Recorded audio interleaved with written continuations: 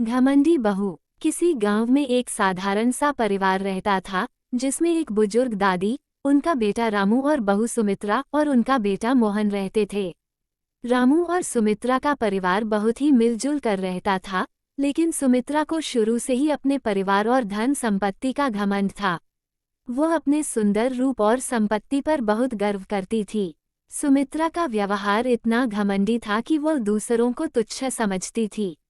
गांव में लोग अक्सर उसकी निंदा करते थे, लेकिन सुमित्रा को इससे कोई फर्क नहीं पड़ता था। वो हमेशा यही सोचती थी कि वह बहुत अधिक भाग्यशाली है, क्योंकि उसका घर अच्छा है, वह सुंदर है और उसका पति रामू बहुत मेहनती और सफल व्यक्ति है। सुमित्रा का घमंड। सुमित्रा को यह एहसास था कि वह अपने परिवार में सबसे सुंदर और स्मार्ट है। वह अक्सर अपनी सास से कहती थी, दादी, आप तो बहुत ही पुरानी हो गई हैं, आपको क्या समझ में आएगा। इस जमाने में तो सब कुछ पैसा और सुंदरता से चलता है। रामू की माँ, दादी, ने हमेशा सुमित्रा को समझाने की कोशिश की, बिटिया, ये सब चीजें समय के साथ बदलती रहती हैं। सच्चा सुख और सम्मान दिल से आते हैं, ना कि बाहरी दिखावे से। लेकिन सुमित्रा को दादी की बातें बेमानी लगती थीं। वह समझती थी कि उसकी सुंदरता और संपत्ति ही सबसे महत्वपूर्ण चीजें हैं। सुमित्रा की घमंडी चाल। एक दिन गांव में एक बड़ा मेला हुआ, जिसमें सभी लोग आकर अपनी खरीदारी करने गए थे। सुमित्रा ने भी सोचा कि इस अवसर पर वह अपनी खूबसूरती और धन का प्रदर्शन करेगी। उसने सबसे महंगे कपड़े पहने और बाजार में घूमने निकली। उसकी एक झलक पाने के लिए लोग इधर उधर दौड़ते थे, लेकिन सुमित्रा की नज़रें उन्हीं लोगों से ऊंची थीं, क्योंकि वह खुद को उनसे कहीं बेहतर समझती थी। वह दादी से कहती, आप पुराने कपड़े पहनकर क्यों मेला जाती हो? मुझे तो शोरूम से ही अच्छे कपड़े लेने हैं। सबकी नज़रें मुझ पर टिकी रहती हैं, आप क्यों नहीं समझती? दादी चुपचाप सुनती रही, लेकिन उसका दिल दुखी था। वह जानती थी कि एक दिन सुमित्रा को अपनी गलती का एहसास होगा। एक अप्रत्याशित घटना। मेले के दौरान अचानक कुछ ऐसा हुआ, जिससे सुमित्रा का घमंड चूर चूर हो गया। मेला बहुत भीड़ भाड़ वाला था। सुमित्रा अपनी सुंदरता और कपड़ों का प्रदर्शन करते हुए एक स्टॉल पर खड़ी थी। तभी एक ऊंची जाति का व्यक्ति आया और उसे अपनी ओर आकर्षित करने के लिए कुछ उपहार देने की कोशिश की। सुमित्रा को ये बहुत अच्छा लगा।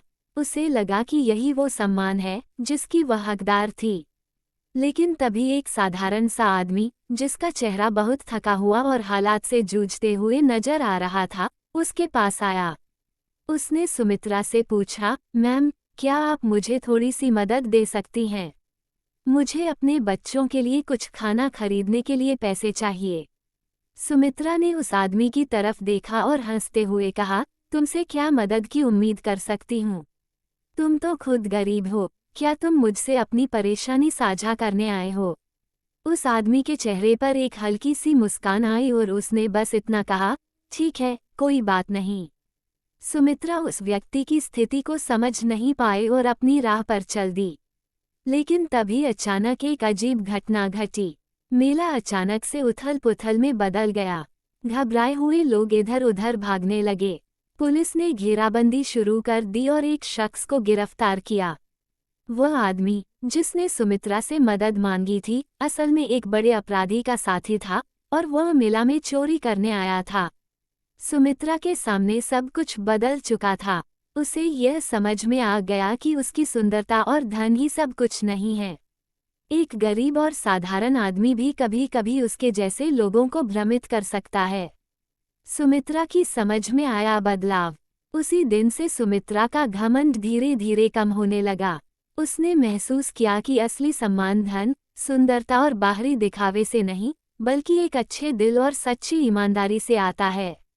अब वह दादी की बातों को ध्यान से सुनने लगी। सुमित्रा ने अपने व्यवहार में बदलाव लाने की पूरी कोशिश की। उसने गांव के गरीबों की मदद करनी शुरू की और यह समझने की कोशिश की कि लोगों का बाहरी रूप नहीं, उनके दिल की अच्छाई मायने रखती है। अब जब वह किसी से मिलती तो उसे अपनी अहमियत का एहसास नहीं होता। उसकी पूरी कोशिश यही होती कि वह अपने परिवार और समाज के लिए अच्छा उदाहरण बने।